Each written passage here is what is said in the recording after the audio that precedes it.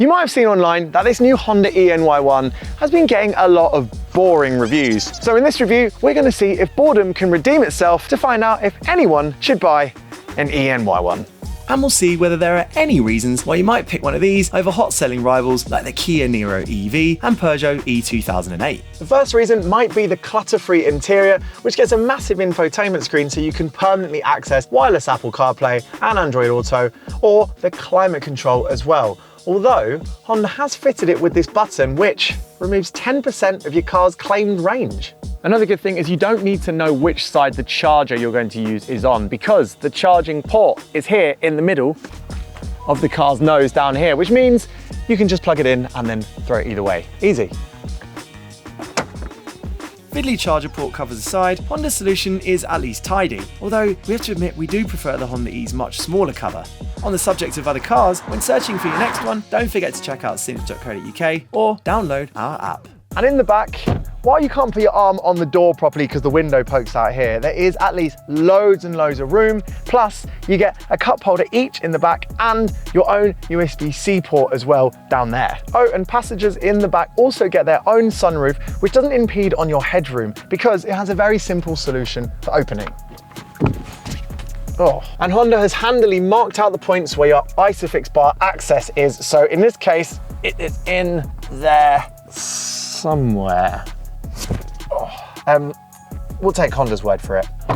Ow. As for the boot,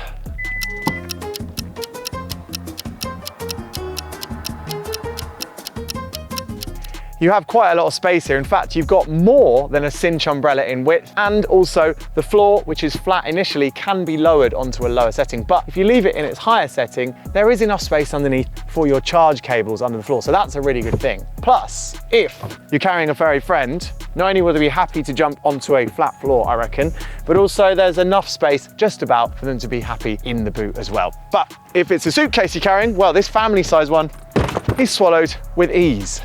So it's all good things from the boot perspective. 2 hours later.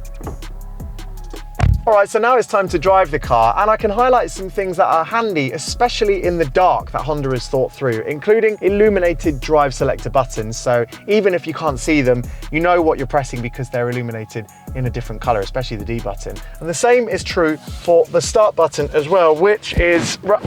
Oh, no, yeah, actually, no, they've put the start button on the right side there, which means you have to cross your arms to turn the car on while doing your seatbelt up.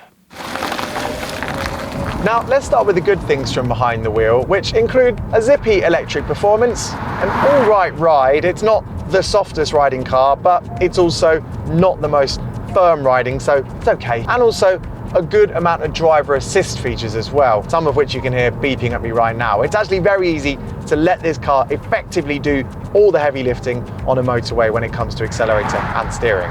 But then there are the not so good things, and some of them are quite important. Starting with the range. Now, Honda claims 256 miles with this car's 62 kilowatt hour battery, but I haven't seen over 220 miles on the dash. And of course, if you turn the climate control up, well, you can knock 20 miles off that straight away. And it's not like you can charge this thing up as quickly as other cars either, because it's got a lower claimed charge speed.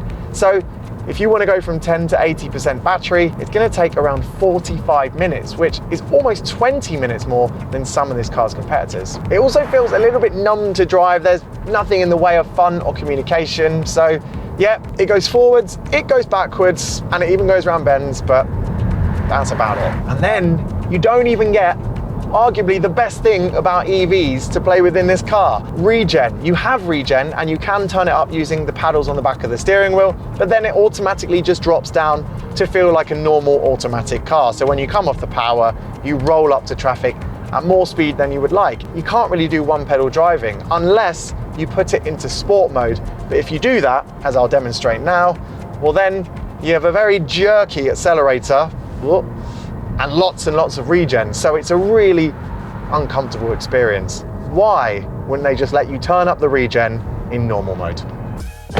So while there are definitely things to like about this NY1, including its interior space, well, there are not many things to love, and that hurts especially hard because it costs over £45,000 once you tick a couple of boxes, and it's got rivals like the Peugeot E2008 and the Kia e-Niro, both of which have more trustworthy ranges than this car.